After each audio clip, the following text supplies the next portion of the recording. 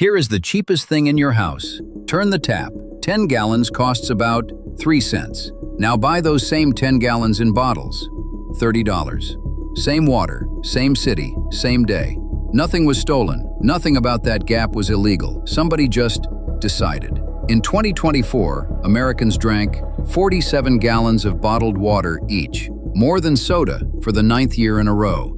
$50 billion a year for the one thing that already arrives in the building. That decision has been made over and over by people with names. Nobody ever asked any of them what the water actually costs. Start in 1947, with a man buying a hole in the ground. Gustave Levin takes over a French mineral spring called Perrier. For the next 40 years, he sells one idea, that this particular water is perfect. 40 years for water. It works everywhere except the country with the most money in it. In 1975, Americans buy 2.5 million bottles of the stuff. In a nation of more than 200 million people, that is a rounding error.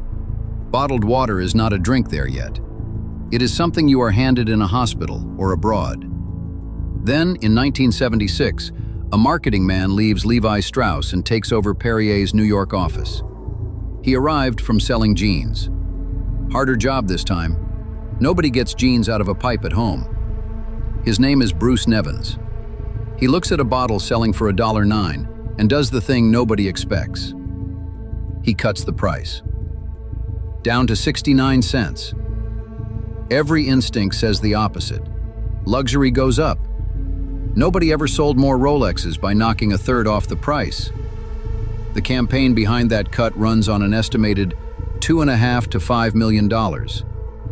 2 years later, it hires a voice half the planet can pick out blind. More quenching, more refreshing, and a mixer par excellence. Orson Welles, the man who put Martians over New Jersey, now working a green bottle. 23 ounces of French groundwater, narrated like a war broadcast. So why cut the price of a luxury? Because Nevins is not selling water, he is selling a gesture. And a gesture only counts if it can be repeated.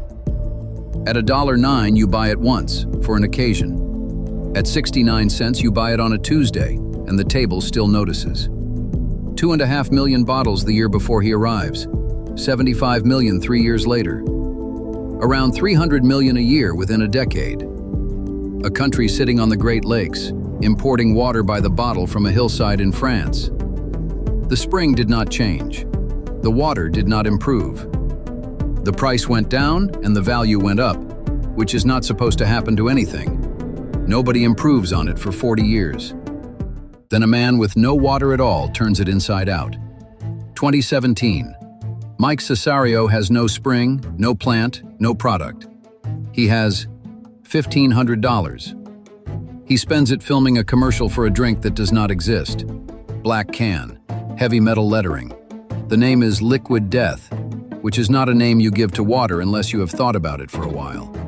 The commercial goes out. The product does not, because there isn't one. It goes viral anyway. The trademark is filed, and the drink is built backwards out of its own advertising.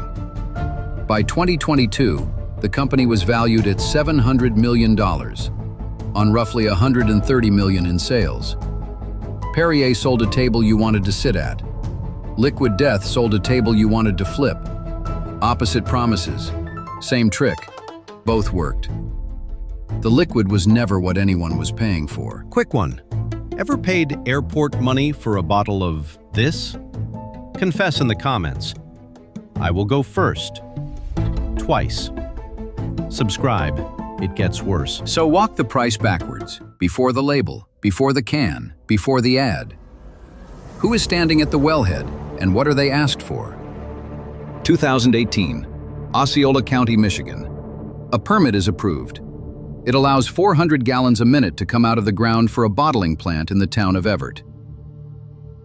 576,000 gallons a day. The fee is $200 a year. 200, not per day, per year.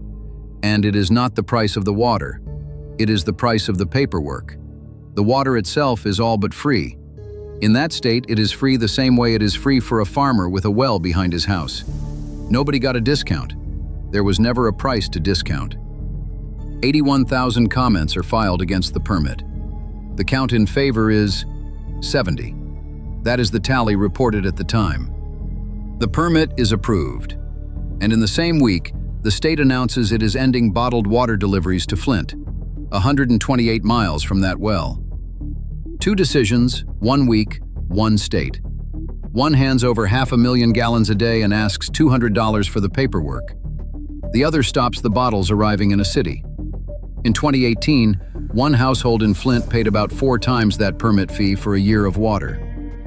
One household, billed by the gallon for water delivered to a kitchen. One plant, billed once a year for a piece of paper.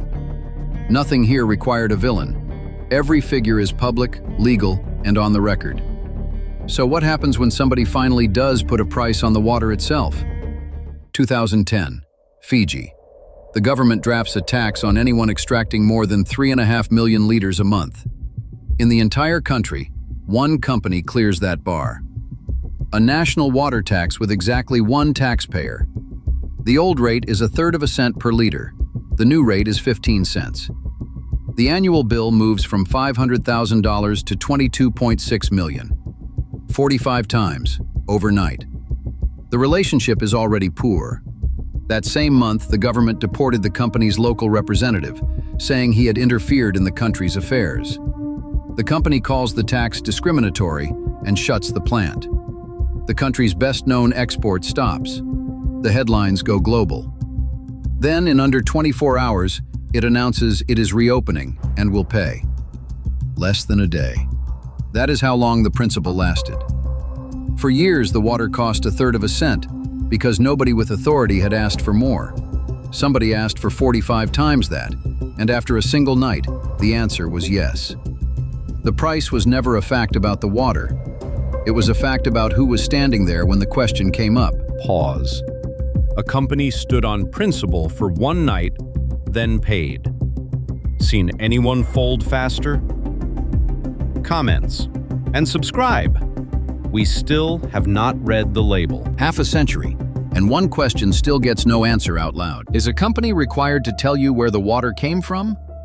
Everyone assumes there is a rule. There is a rule. It just does not say that. And on one of the largest brands in America, the answer had been printed on every bottle the entire time.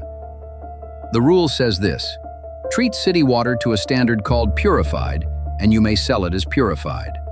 Where it started is a separate question, and the label is not obliged to answer it. Not hidden, not illegal, simply not required. The same rulebook allows the words spring water on something a pump pulled up out of the ground. Spring water then describes the paperwork, not the place. A 4-year review published in 1999 tested more than 1,000 bottles across 103 brands. It put about 1/4 of American bottled water back at the municipal tap. So the labels do what labels do. Mountains, glaciers, springs at dawn. The word pure, which is not a measurement of anything. And the printed answer was 3 letters, P.W.S. Not fine print, not a legal block on the back. 3 letters on the label, in millions of hands every day. Public, water, source. Genuine question. Should a label have to say where the water came from? Comments. Legal teams welcome. Subscribe. Somebody is about to find out why it matters. In 2007, a watchdog group called that marketing misleading. PepsiCo agreed to spell those 3 letters out on Aquafina, not a confession, an expanded abbreviation. If this helps clarify the fact that the water originates from public sources, then it's a reasonable thing to do. The same question goes to Coca-Cola about Dasani. Same category, same kind of source, same 3 letters available. Coca-Cola declines. Its spokeswoman is Diana Garza Ciarlante. We don't believe that consumers are confused about the source of Dasani water. The label clearly states that it is purified water. A reasonable position, legally airtight, and already tested 3 years earlier in a country where it did not survive the spring. February 2004. Coca-Cola launches Dasani in Britain behind 7 million pounds of marketing. 95 pence, half a liter. That same half liter arrives at the plant for 0.03 of a penny. 3,000 times the price, and between the pipe and the shelf almost nothing happens but a filter, a bottle, and a logo. The packaging does not undersell it either. The water is cleaned by reverse osmosis. The company calls it a technique perfected by NASA to purify fluids on spacecraft. Space technology, in SIDCUP, which is where the plant sits. Kent drawing on the mains, the same supply the neighbors already pay for. Half the papers in Britain reach for the same episode of Only Fools and Horses, where Del Boy bottles tap water and sells it as Peckham Spring. And none of that is the disaster, because the trade magazine The Grocer had already printed where the water came from. In August 2003, 6 months before launch. The scoop of the decade filed under groceries. The source was in print before the product reached a shelf, and £7 million went out of the door anyway. The disaster is chemical. Somewhere in the treatment, in the improving, bromate appears, a suspected carcinogen. The British legal limit is 10 micrograms per liter. The bottles come back around 20. The mains water going in had none of it. They took water that was already clean, already paid for, already flowing to the house. They improved it with a process borrowed from spaceflight. And the improvement is what made it illegal to sell. March 19, 2004. 500,000 bottles recalled. 38 days on the market. The rest of the European launch is cancelled. £7 million, one of the largest companies on Earth, and a product with the shelf life of a haircut. $50 billion a year does not buy the water. It buys the label standing between you and the water you already paid for. The water that fed SIDCUP went nowhere. It still arrives in the taps of Kent. In 2004, half a liter of it cost 0.03 of a penny.